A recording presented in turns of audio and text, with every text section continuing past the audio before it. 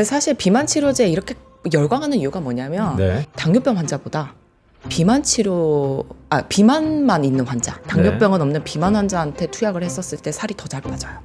그래서 먼저 보게 되는 데이터가 살이 더 잘 빠지는 데이터일 겁니다. 이게 치료제 시장이면 그것도 커요. 비만 환자들이 워낙 많기 때문에. 네. 근데 에스테틱 시장까지 보고 있기 때문에 더 관심이 많은 겁니다. 저는 이거를 보면서 어쩌면 지금 접근하기 괜찮은 시기일 수도 있겠다는 생각을 하고 있어요. 결과 호우주의보래요? 네. 네.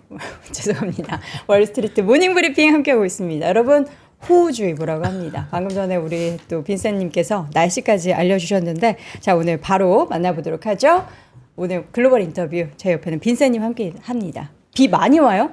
비가 하늘이 네. 구멍이 뚫렸습니다. 차가 떠내려갈 정도로 온다고. 네. 한강 다리는 괜찮죠? 한강 다리는 아직까지는 괜찮은데 네. 이렇게 한 4시간 오면 일이 벌어질 것 같기도 하고. 아, 안 되는데. 네. 제가 출근길에 한번 한강 다리가 막혀가지고 여의도를 못 넘어온 적이 있어요. 그럴 때는 원효대교로 돌아서 오셔야 돼요. 집 댁에서 오실 때 네. 마포대교로 오세요 혹시?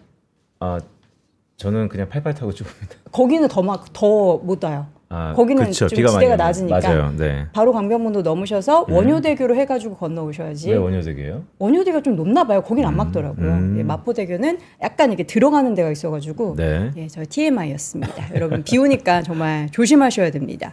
자, 오늘 시장이 참 좋아요. 8월 분명히 출렁출렁일 거라고는 했는데 네. 좀 잘 버티는 것 같아서 이게 무슨 일인가 싶긴 한데 오늘 하루에 하나 그래서 뭐 준비하셨죠? 일단 어저께 5% 기억나세요? 네. 네. 그러니까 CPI 뭐 잘 나올 거다. 하지만 시장의 컨센서스를 크게 상회할 가능성은 5%. 네. 반대로 얘기하면 95%는 별반 다르지 않을 거다라고 얘기했는데 맞아요. 실제 간밤에 나타났던 물론 핵심 소비자 물가 상승률이 생각보다 좀 크게 올라서 시장의 일각에 우려가 있지만 그럼에도 불구하고 준수했다라는 평가입니다. 네. 오늘의 한마디는 하지만 헛갈리죠. 헤드라인은 0.2% 전월 대비 핵심은 0.3% 전월 대비. 네. 더구나 핵심 소비자 물가 상승률이 올랐다는 것은 그 안에 세부 항목 중에 서비스 가격이 올랐었고 특히 메디케어 서비스가 전월 대비 0.8% 올랐거든요. 3개월 연속 상승하고 있습니다. 네. 이럴 때는 참 헛갈리죠. 이렇게 헛갈릴 때는 제가 늘 말씀드리는 뭘 봐라? 네, 외환시장 환율을 봐라. 환율을 보자. 네, 차트를 하나 좀 준비했는데 네. 이게 간밤에 발표됐었던 그러니까 진행됐었던 환율 차트예요. 그러니까 달러 인덱스 오르면 네, 달러가 강해지는 거고 내리면 달러가 약해지는 건데 이게 이틀간의 지수, 이틀간의 분봉 차트거든요. 올라갔다가 내려왔어요. 네, 원복한 거죠. 네. 네, 그만큼 소비자 물가 상승률을 앞두고서 크게 상승할 것이다라는 우려감으로 달러가 좀 강세였다가 발표되자마자 급하락하는 거 보이십니까? 네. 그렇다면 어떤 의미냐? 이제는 금리 인하 시대가 왔다. 따라서 금리 인하에 대한 기대가 매우 높아질 수 있는 그런 국면에 접어드는 것이고요. 계속 말씀드렸던 것처럼 이번에는 8월 잭슨홀에서 네. 연준의 통화정책 체계에 재검토의 결과가 나타날 가능성이 높기 때문에 이제부터는 금리 인하에 베팅하는 그런 전략이 좀 필요할 때다라는 말씀을 드립니다. 그러면 이러다가 8월 조정도 네. 끝난 거 아니에요? 조정이라는 게 네. 상승폭이 이전보다 크지 않다라는 것도 조정의 하나일 수도 있고요. 두 번째는 그동안의 주도주가 좀 주춤하고 다른 순환매 쪽으로 다른 종목들이 끌어올리는 것도 조정의 하나의 징조인데 최근에 나타난 현상 한 2주여간 좀 지났죠. 네네. 네, 우려 섞인 조정보다는 실제 추세를 미국장 중심으로는 나타내고 있다. 하지만 뭐 국내장은요. 네. 약간 조정 기미가 보이고 아, 있어요. 국내는 너무 보면은 약간 열받아요. 아, 열받아요. 화가 나요, 화가. 네, 화의 그 주체는 누구인가? 네, 누구예요? 말 안 하겠습니다. 화를 나게 만드는 국장. 네. 근데 또 미장 보면은 이게 미장이지. 예. 그러니까 우리가 투자를 할 때 한 시장에 집중 몰빵 투자는 좀 네. 지양해야 될 것 같다는 생각을 이때 늘 합니다. 사실 그렇죠. 이제 분산 투자가 좀 중요하고 네. 미국장을 투자하더라도 이전과 달리 지금은 하나하나 따져보면서 투자할 때라는 맞아요. 말씀을 드리는 가장 큰 이유가 달러가 약해졌어요. 맞아요. 네, 달러가 약하다는 것은 미국 자산에 대한 글쎄 환율 측면에서도 우려 섞인 부분이 이전보다는 나타나고 있다는 게 좀 중요한 포인트입니다. 알겠습니다. 자, 그럼 오늘은 또 어떤 분을 모셔볼까요? 네, 오늘 이분은 네. 간밤에 미국의 소비자 물가 상승률 중에 뭐가 가장 올랐냐라고 하면 메디케어 서비스가 어. 네, 전월 대비 0.8% 올랐고 네. 또한 최근에 금리 인하에 대한 기대, 우리 지난주에 김현수 의원 나와서 2차 전지가 지금은 저점일 것 같다. 네. 이 모든 것도 금리 인하 그러면 딱 떠오르는 게 가장 이런 말이 좀 적합할지 모르겠으나 쩔어 있는 섹터와 산업은 뭐지라고 하면 쩔어 있는 게 이렇게 되는 거죠. 이렇게 되는 거. 네, 아직은 기대감이 아니면 네. 우려 섞인 부분이 혼재되어 있는 이 제약바이오 산업을 좀 다뤄보기 위해서 오늘 이분을 모셨습니다. 네.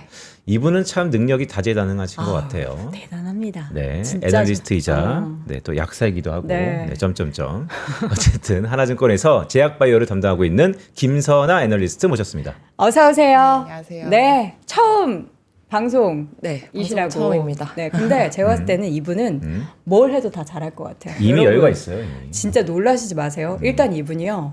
방금 말씀드렸던 것처럼 약사 자격이 있으시고요. 변리사 자격까지 있으시대요. 근데 지금 하나증권에서 제약바이오 애널리스트로 활동을 하고 계신데, 아니 변리사, 약사 직업을 다 안 하시고 애널리스트 하시는 이유가 저는 사실 좀 궁금한데. 특별히 어떤 생각을 하고 여기까지 온 거는 네네. 아닌 것 같고요. 네. 그냥 그 산업에 좀 있다 보니까 좀 흥미가 있는 산업을 계속 찾아다녔던 것 같아요. 그래서 여기까지 온 것 같습니다. 흥미가 있다고 해서 그 자격증을 다 딸 수 있는 건 아니거든요. 겸손한, 어려운 거를 겸손한 멘트죠. 예, 두 가지나 네, 해내신 거꾸로 얘기하면 분입니다. 원하면 다 갖는다. 자, 그러면 오늘 사실 밤사이에 CPI 데이터 좀 보셨을 거 아니에요? 네. 우리 또 이제 똑똑하신 분이니까 어떤 생각을 또 하셨는지 의견 좀 공유해 주시죠. 일단은 저는 이제 금리 인하가 확실히 바이오텍이나 이런 방향성이 굉장히 중요하기 때문에 네. 네.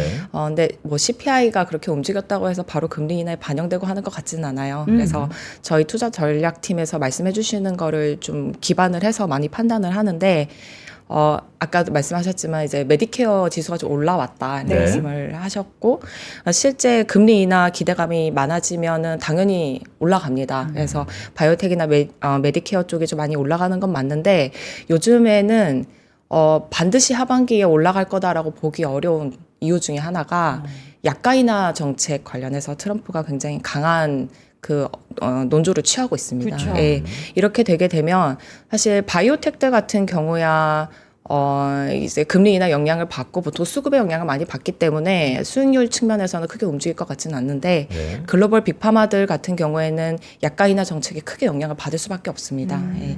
그래서 실제 약가가 인하되게 되면 뭐 충분히 예상하실 수 있지만 수익률이나 이런 측면에서 그러니까 영업이익률이 많이 떨어질 수밖에 없기 때문에 지금 현재는 저희 주가의 하반기 장기적인 방향성은 트럼프가 약가 인하 정책을 어떻게 펼칠 것인가, 실제 실현이 될 것인가 이런 것들에 좀 더 집중을 하셔야 된다라고 판단하고 있습니다. 위원님 그 말씀을 쭉 들어보면 사실 트럼프 정책이 가장 민감한 네. 업종 중에 하나가 제약바이오인데 트럼프가 약가를 인하하겠다고 하니 기업 입장에서는 매출액이 둔화될 것 같다.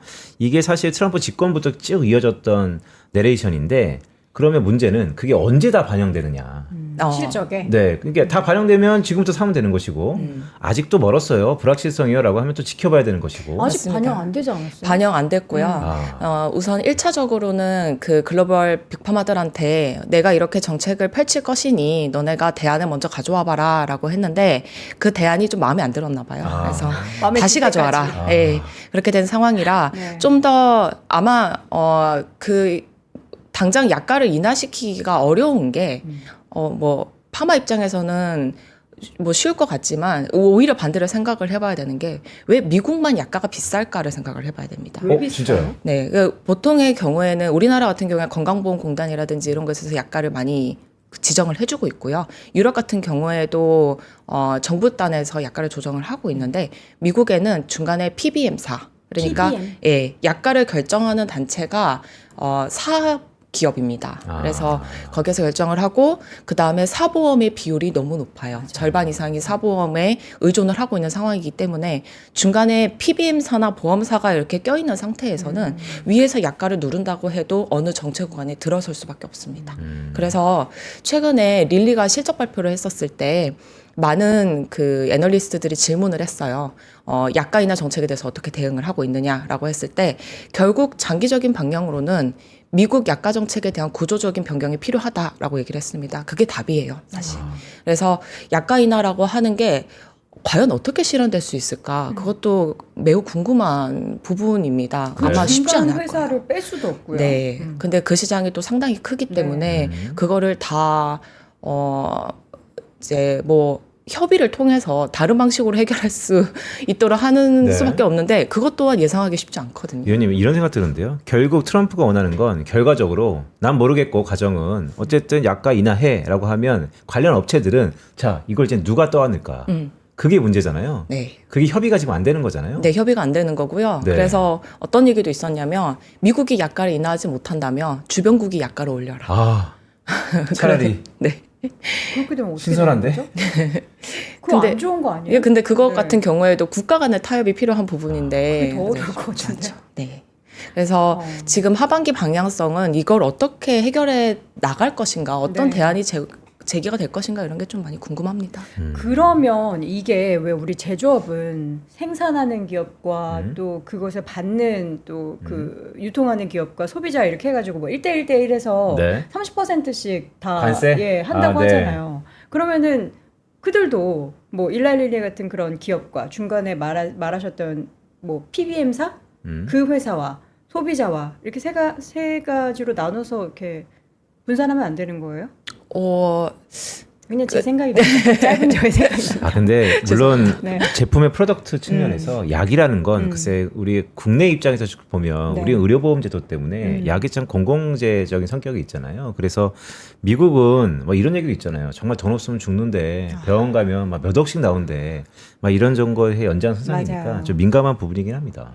그 최근에 제약바이오 기업들이 정말 안 좋아요. 근데 이게 사실 한 2년 전까지만 해도 우리 매일 일라일리 사상 최고가 얘기를 했었던 기억이 났었거든요. 근데 어느 순간부터 제약바이오가 너무 안 좋고 또 제약바이오 바로 옆에 붙어 있는 유나이티드 헬스 그룹도 그렇고 딱 그런 라인들이 왜 이렇게 이게 바로 이렇게 침체 국면에 들어가 있는 걸까요?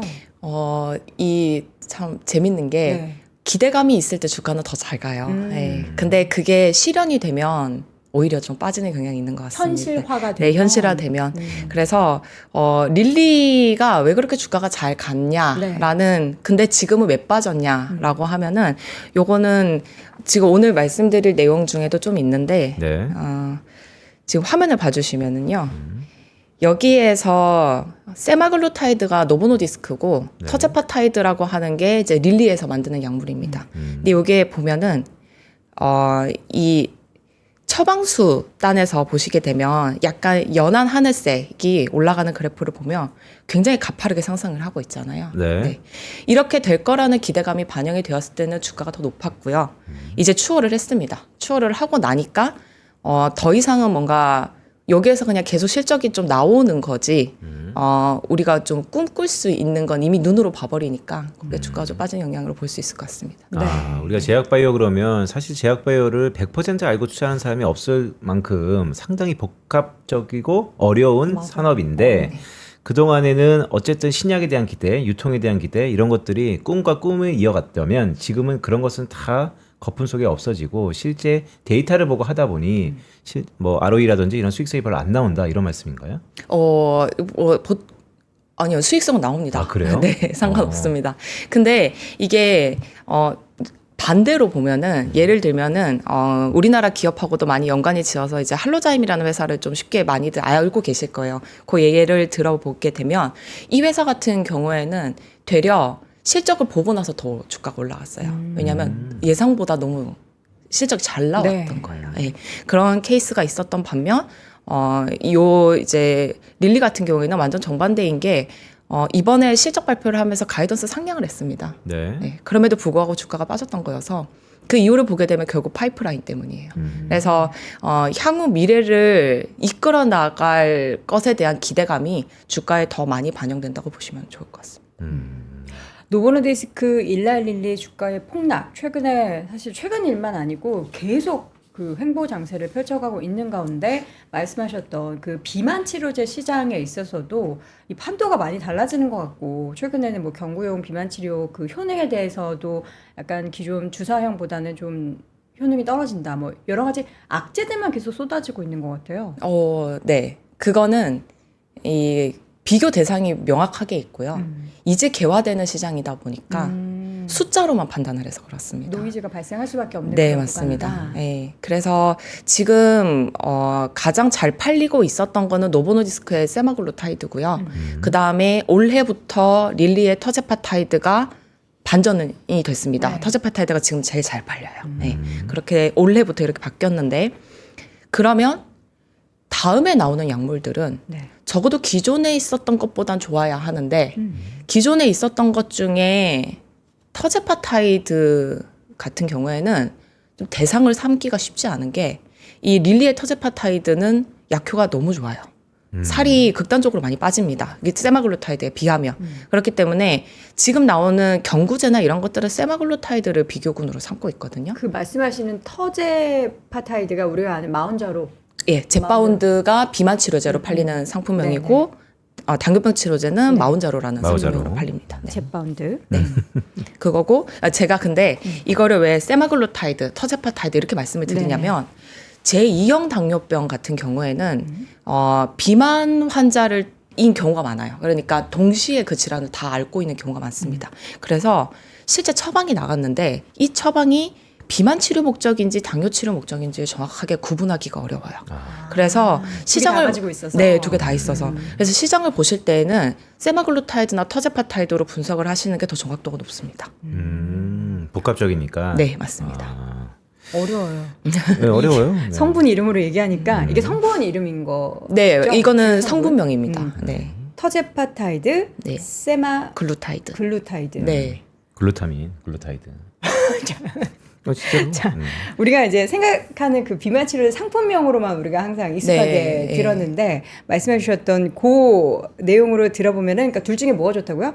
지금 현재는 터제파타이드가? 터제파타이드. 네.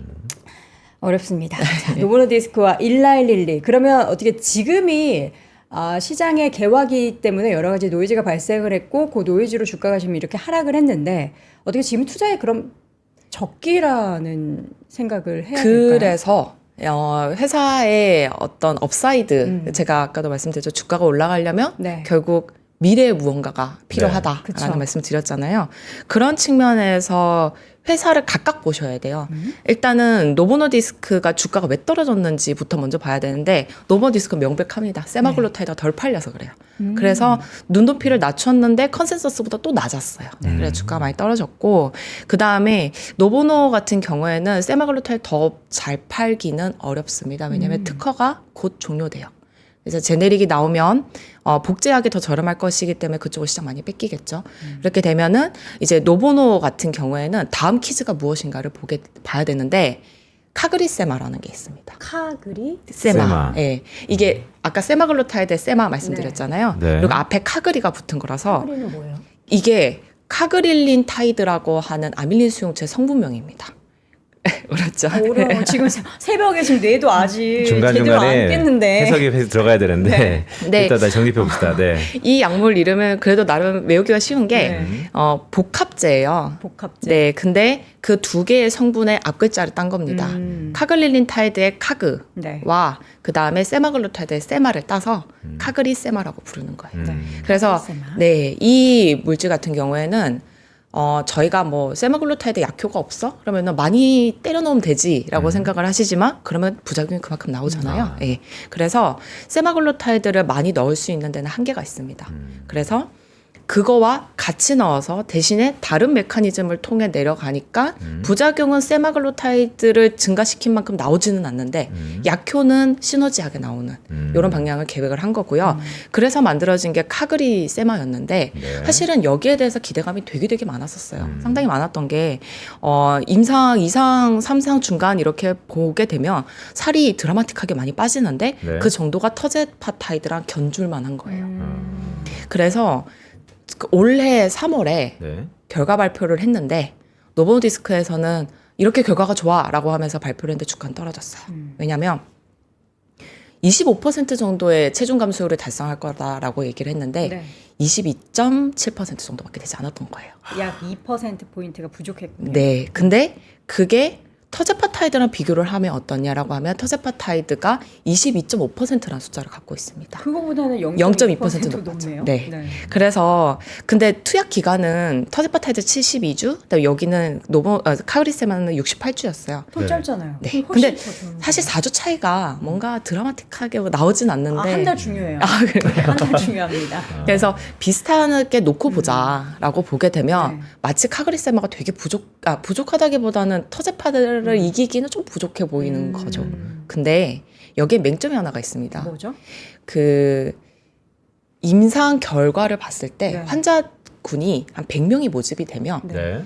그 100명이 투약을 받다가 한 20, 30명 떨어져 나가기도 하고요. 부작용 때문에 투약을 중단하는 경우도 있어요. 그러면은 중간에 떨어져 나가는 환자들, 부작용 때문에 중단하는 환자들, 그들도 카운팅은 어떻게 할 것인가? 어떻게 해요? 그래서 아웃돼야 되는 거 아니에요?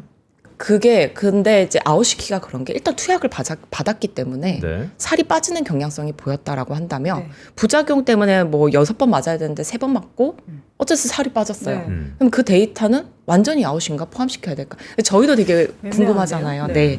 그래서 이거를 결정하는 방식이 3개가 있습니다. 첫 번째, 뭐 어찌됐건 중단을 했으면 중단한 것까지 다 포함. 그럼 평균값이 낮아지겠죠. 하지만 리얼월드에 가장 가까울 거예요. 네. 우리 정말 출시가 돼서 일반 환자들한테 상업화돼서 다 뿌리면 네. 제일 비슷하게 나오는 건 그걸 거예요. 하지만 개발하는 임상 회사들 입장에서 좋진 않아요. 네. 예. 왜냐하면 결과값은 좋으면 좋을수록 좋으니까. 그다음에 두 번째, 탈락한 환자들을 어떻게 결정할지에 대해서 미리 정해놓고 거기에 따라서 그냥 결정하는 거. 그다음에 세 번째, 다 제끼는 거. 중단한 환자 다 빼는 거. 끝까지 투약받은 환자만 계산하는 거. 근데 터제파타이드가 세 번째 방식을 택했어요. 왜요? 그래야 되는 거 아닌가? 확률이 높아지니까 네. 높아지니까 본인들이 그래서- 원하는 데이터를 취한 거군요. 맞습니다. 그래서 근데 그 임상 내용을 보게 되면은 그 논문이 있어요. 네. 논문들을 보게 되면 사실 그 숫자들을 다 넣기는 했어요. 하지만 우리가 인식하는 숫자는 22%에 꽂혀 있는 거죠. 세 번째 예, 세 번째. 케이스로. 근데 그 노보노의 카그리세마는 두 번째 방식이었어요. 그러니까 이거를 방식을 통일해야지 데이터를 네. 비교할 수 있는데. 그쵸. 그래서 이를 갈았습니다. 노보디스크가. 어떻게 어. 갈아요? 그래서 지금 터제파타이드랑 카그리세마의 헤드투헤드 임상. 자기가 설계한 그 계획 안에서 같은 임상 기간 안에 환자 모집해놓고 환자군 나눈 다음에 딱 모니터링해서 보는. 지금 그걸 하고 있는 네, 거예요? 하고 있습니다. 언제 결과가 그럼? 나오는 거는 현재 비만 치료제와 당뇨병 환자들 각각이 있는데 네. 비만 치료제 대상으로 하는 건 내년 상반기에 빠르면 볼 수 있을 것 같고요. 그다음에 당뇨병 환자 같은 경우에는 내년 한 말이어야 될 것 같거든요. 근데 당뇨병 환자보다 비만만 있는 환자, 당뇨병은 없는 비만 환자한테 투약을 했었을 때 살이 더 잘 빠져요. 그래서 먼저 보게 되는 데이터가 살이 더 잘 빠지는 데이터일 겁니다. 그래서 지금 내년 상반기에 그런 이벤트가 있기 때문에 저는 이거를 보면서 이미 세마글로타이드로 돈을 못 벌 거라는 거 시장이 다 알고 있으니까 어쩌면 지금 접근하기 괜찮은 시기일 수도 있겠다는 생각을 하고 있어요. 결과를 내년 상반기쯤 네. 받아들일 가능성이 높고 네. 확실히 동일선상에서 테스팅한다는 것은 결과에 대한 자신감이 있다. 그렇죠. 음. 회사에 상당한 자신감을 볼 수 있을 것 같습니다. 보고 있는 것 같습니다. 그 저희가. 컨빅션 있나요? 믿을만 하나요? 지금 데이터만 봤었을 때는 결코 빠지는 결과를 보여줄 것 같지는 않아요. 네. 노보노디스크 주가 차트를 보면은 네. 작년 여름이 고점이었고 네. 그리고 나서 지금 주가가 네. 반토막이 났어요. 네. 반토막 더 났네요. 지금 40불대니까 네. 지금 150불대 가까이 갔었던 주가가 40불대까지 떨어졌는데 네. 네. 말씀하셨던 그 2일간은 네. 그 데이터가 이제 내년 상반기에 나온다라고 한다면 네. 그 일라릴리의 그 데이터를 능가하는 게 나오면은 이제 난리가 나는 거잖아요. 네. 근데 비슷하거나 완전히 능가하진 않아도 이 정도면 이걸 팔아서 계속 이익을 수치를 할 수 있겠다 싶으면 될 것 같아요. 가격은 비슷한가요? 가격은 결정하기 나름인데 사실 약간은 지금 계속 떨어지고 있어서 카그리세마도 떨어질 것 같고요. 근데 지금 카그리세마를 보실 때는 네. 약효 측면에서는 저희가 본 것과 비슷하게 나올 겁니다. 근데 이게 있어요.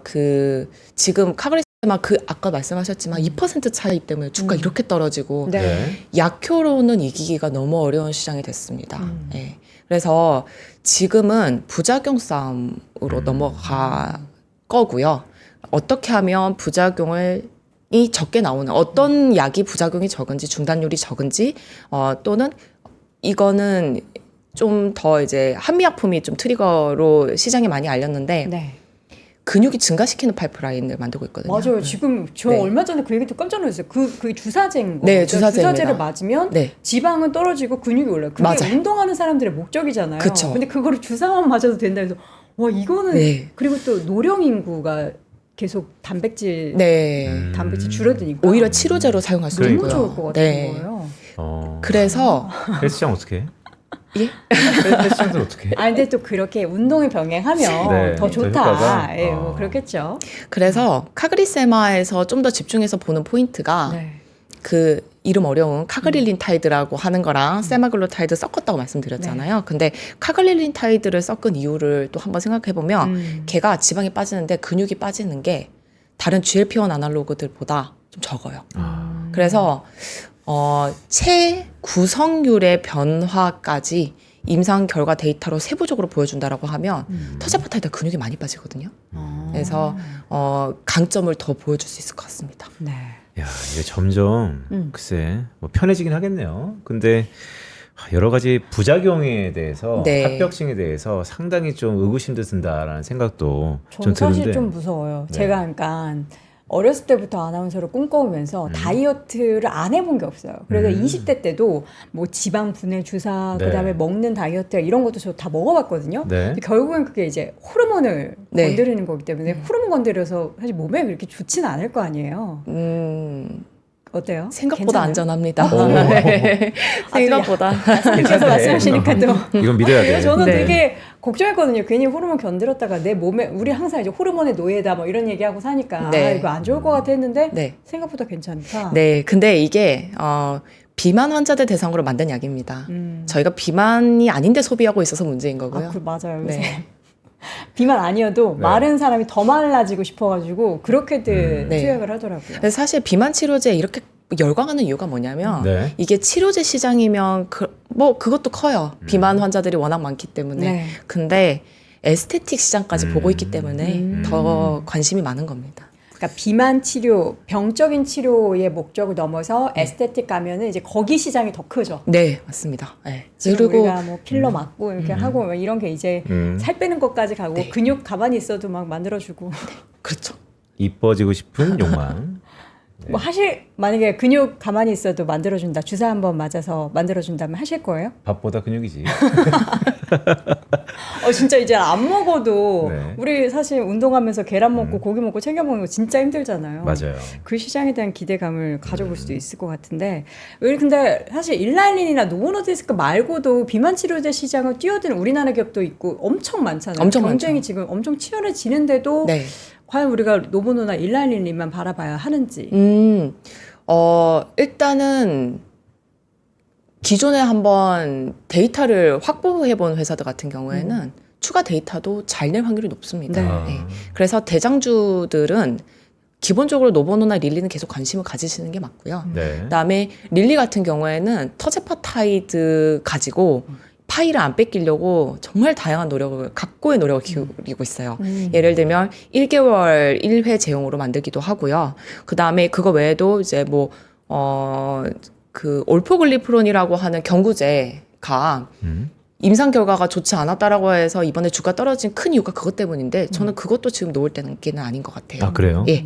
왜냐하면 저분자 화합물이 갖는 강점이 상당합니다. 네. 그래서 요거는 더 뒤에서 말씀을 좀 드릴 수 있을 것 같은데 이런 것도 있고요. 그다음에 지금 카그리세마가 만들어진 것처럼 기존에 있었던 세마글로타이드와 병용을 해서 약효가 좋게 그러니까 더 좋은 약효를 기대해 볼 수 있는 이런 파이프라인도 있고, 예를 들면 한미약품에 네. 그 근육을 증가시키는 약물이 지금 파이프라인 명으로는 HM17321이거든요. HM1732. 네, 지금 숫자로 하고 있어요. 네. 완전 초기 개발 단계이기 때문에.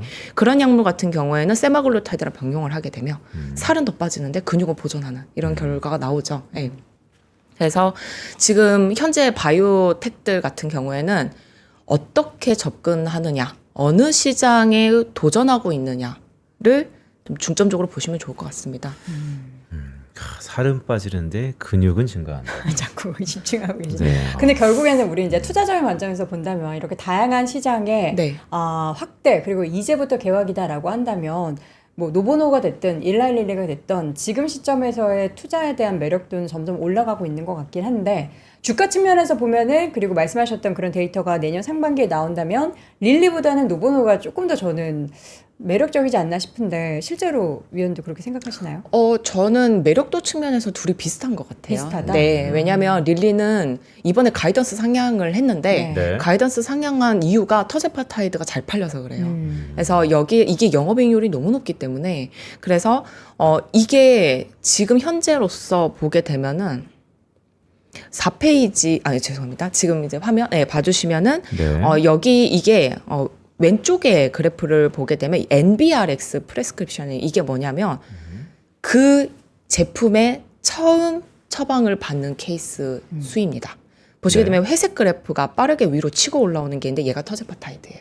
그러니까 처음 접근하는 사람들의 수도 이렇게 그러니까 많아지게 된다라고 하면 이들은 자연스럽게 총 처방률에 올라갈 겁니다. 네. 그러면은 그게 다 매출로 반영이 되는 거예요. 지금 신규 유입자도 이렇게 증가하는 상황이다라고 하게 된다면 터제파타이드의 시장은 계속 성장한다고 볼 수밖에 없어요. 그래서 네네. 네.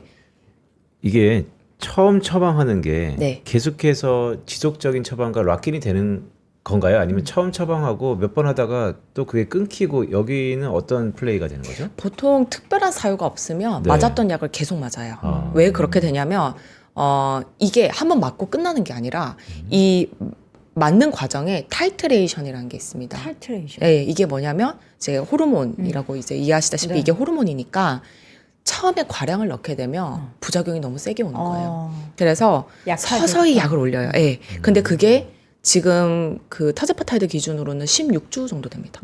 16주 동안 꾸준하게 올리는 거예요.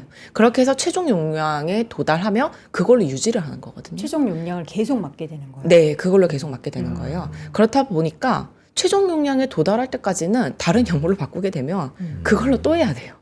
그러니까 한 번 진입한 환자들은 적어도 6개월은 맞을 확률이 높습니다. 그러네요. 네. 싹센다, 위고비 우리가 제일 많이 알고 있는 그 비만 치료제 이름들이잖아요. 네. 근데 제가 이제 앞서 잠깐 말씀드렸던 것처럼 제가 20대 때부터 쭉 복용하거나 맞았던 제품들도 비만 치료제라고 해서 좀 맞았거든요. 아, 그죠. 그 전에도 다 있었는데 네네. 뭐가 달라요? 네, 많이 다른데 흔히 아시는 이제 저희 나비약이라고 부르고 나비약? 나비약. 왜냐하면 알약이 나비처럼 생겼어요. 아, 그래요? 네, 그래서 이제 펜터민인데 그게 이제 나비처럼 생기거나 눈사람처럼 이렇게 생겨서 나비약이라고 불렀고 동대문 언니약이라고 불렀던. 동대문 네. 언니가 뭐예요? 이제 동대문 언니들이 그 도매 이렇게 하시면 네. 피팅을 하셔야 되니까. 외모에 관심이 네, 좀 네. 많으시니까. 그래서 거기에서 불법적으로 처방이 많이 돼서 그러니까 흔히 그렇게도 많이 불렀었어요. 어. 그래서 요거는 어떤 방식이었냐면 이게 정통적으로 굉장히 오랫동안 그 처방이 되어 왔던 네, 약물이고요. 얘는 우리 중추신경계에 직접 작용합니다. 그렇게 되게 되면 저희가 엄청 긴장한 상태에서는 몸이 긴장되고 떨리고 식욕도 떨어지고 뭐 잠도 안 오고 막 그렇잖아요. 그렇게 만들어요, 몸을.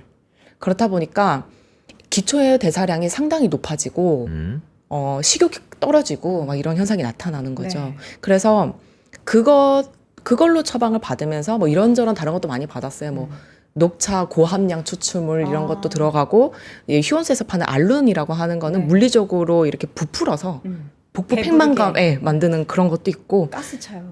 제니칼이라는 거는 너무 잘 알아.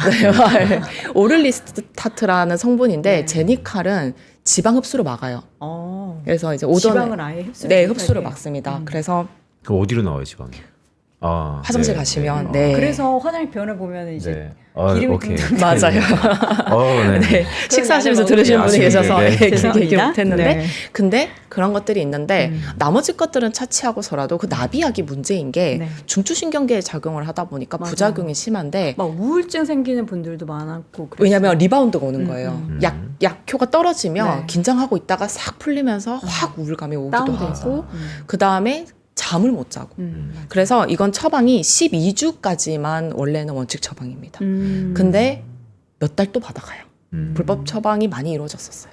그런데 지금 말씀드린 세마글루타이드 이런 약물들 같은 경우에는 네. 원래 기본적으로 당뇨 환자를 치료하기 위해서 존재했던 약물입니다. 네. 전통적으로 상당히 오랫동안 당뇨병 환자들이 오랫동안 투약해 오면서도 그다지 특별한 부작용 없이 여기까지 사용을 해왔던 거고 이거를 비만 치료제에 좀 더 적합하게 개발을 한 거고 실제 임상이 68주, 72주, 최대 80주까지 진행이 돼요. 그만큼 오래 투여해도 괜찮다는 거예요. 그래서 완전 비만 치료제가 판도가 바뀐 거죠. 네. 더 안전하. 근데 살도 더 빠집니다. 어. GLP 아날로그가 심지어? 더 빠집니다. 그러니까 안전해지고 있는 음. 거는 되게 좋은데 저는 이제 과거에 그런 걸 겪다 보니까 네. 이게 뭐가 다른가 했는데 말씀해주신 내용 들으니까 네. 전 물론 비만이 아니라서 더 이상 이제 약하고 뭐 이런 거 안 할 겁니다. 약하고 하니까 좀 이상한데 네. 약을 먹거나 체약하거나 노력. 이런 걸 하지 않고 저는 이제 운동으로 덜 네. 먹고 운동하는 걸로 바뀌었는데 비만 치료제 우리가 지금 뭐 미국 주신 얘기하니까 일랄리릴 노보노디스크 뭐 이런 쪽만 얘기하지만 말씀 잠깐 해주신 것처럼 한미약품을 비롯해서 국내 기업들도 네네. 꽤 많이 지금 임상을 하고 있잖아요. 그렇죠.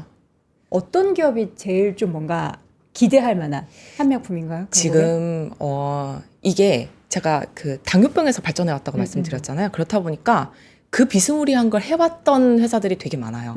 그래서 하는 회사는 되게 많습니다. 네. 제가 지금 기억할 수 있는 것만 뭐 동아에스티도 있고 일동제약도 최근에 나오고 있고 그다음에 개인분들 많이 좋아하시는 킵스파마나 케어젠 이런 것들도 좀 있는데 네. 임상 단계가 가장 많이 발전은 했고 상업화 가능성이 가장 높아 보이는 건 단연 한미약품일 수밖에 없습니다. 한미. 이걸로는 저희 기억하시는 2015년 그때 이제 주가가 엄청 급등을 했었던 걸 기억하시는 분들이 많으실 텐데 그때부터 시작된 거라고 보시면 돼요. 그래서 지금 개발하고 있는 게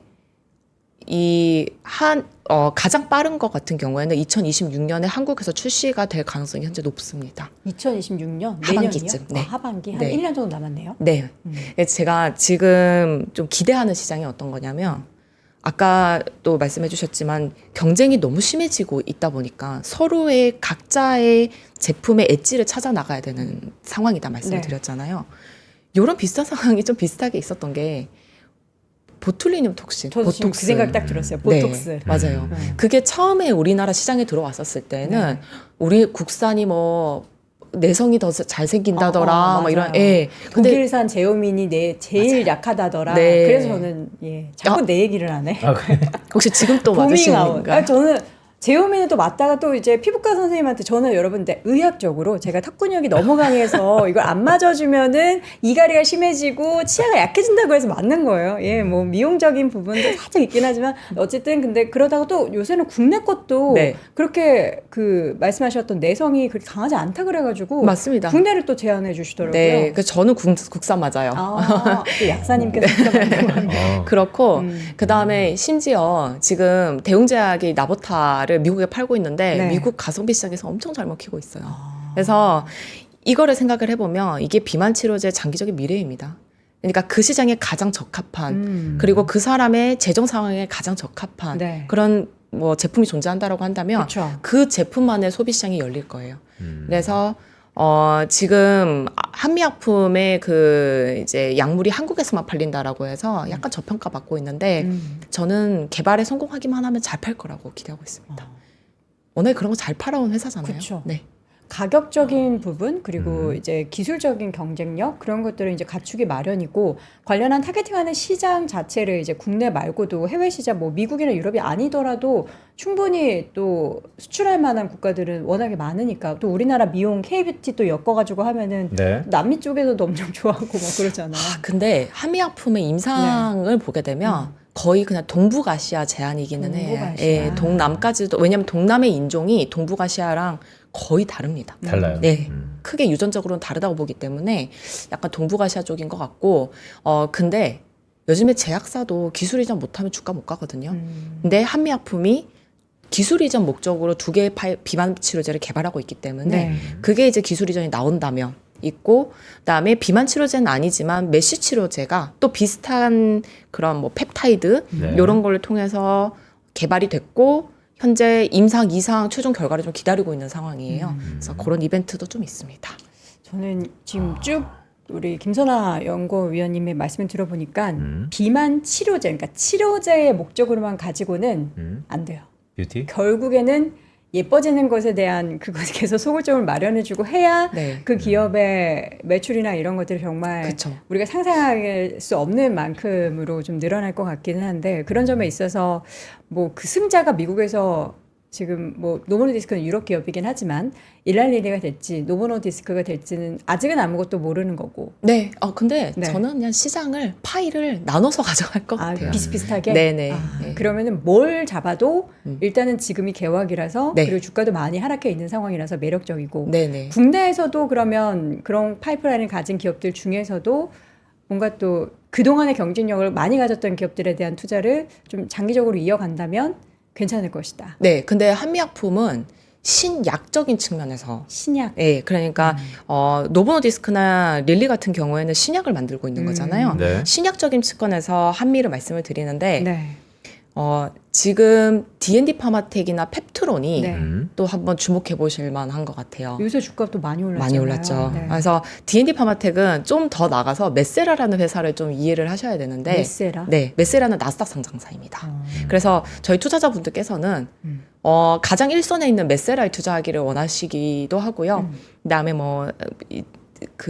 좀 거래하기가 좀 더 접근하기 쉬우니까 D&D 파마텍에 접근하시는 분들도 있는데 둘은 좀 페어링이 돼 있어요. 그래서 지금 현재 어떤 상황이냐면 좀 재밌는데 파이자가 네. 기대치는 거기에 있습니다, 거의. 근데 되게 재밌는 게 파이자가 비만 치료제를 개발하고 있던 게 있었는데 그 치료제의 결과가 좋지 않을 때마다 메세라의 주가가 올라요. 아, 대체구나. 대체라기보다는 네. 파이자한테 인수될 수도 있지 않을까. 아. 네. 그런 기대감이 좀 팽배해 있고요. 네. 네, 이런 거는 이제 뭐 검색해 보셔도 쉽게 나오는 얘기라서. 메세라. 네. 네. 그래서 지금은 D&D가 메세라의 기술 이전을 해놓은 게 있기 때문에 네. 그게 있고 그 다음에 그 펩트론 같은 경우에는 그 터제파타이드가 주 1회 제형이에요. 릴리의 터제파타이드가. 근데 이거를 한 달에 1회 제형으로 그렇죠. 네. 그렇게 줄이면. 그렇게 만드는 기술을 개발하고 있습니다. 그래서 거기에 기술 이전을 하고 현재 사실 공동 개발 단계인데 이게 본계약이 되게 되면 뭐 마일스톤이라든지 본격적인 생산, 로열티 수익에 대한 기대감을 만들 수 있기 때문에 그거를 기다리고 있습니다. 네. 우리 김선아 애널리스트가 자주 나오실 것 자주 같아요. 나와야 될 것 이제부터 같아요. 시작이다라고 한다면 네. 자주 나오셔서 관련한 부분에 있어서 데이터 나오는 거, 실적 나오는 거 사실 오늘 자료 준비 되게 많이 해주셨는데 아니 방송 처음 하시는 게 아닌 것 같아요. 역시 똑똑한 사람은 말도 재밌게 하고 설명도 재밌게 하시는 거 저는 오늘 두 분의 그 네. 상담 카운셀링을 옆에 보면서 야 이거 빠져드는데 이래서 내가 생각이 들었습니다. 결국에 기승전 아름다워지고 네. 멋있어지는 뷰티 쪽으로 흘러가고 있다라는 것도 여러분 놓치지 마시기 바랍니다. 자주 모시도록 할게요. 지금까지 하나증권 리서치센터 기업분석실 김선아 애널리스트 함께했습니다. 고맙습니다. 고맙습니다. 감사합니다.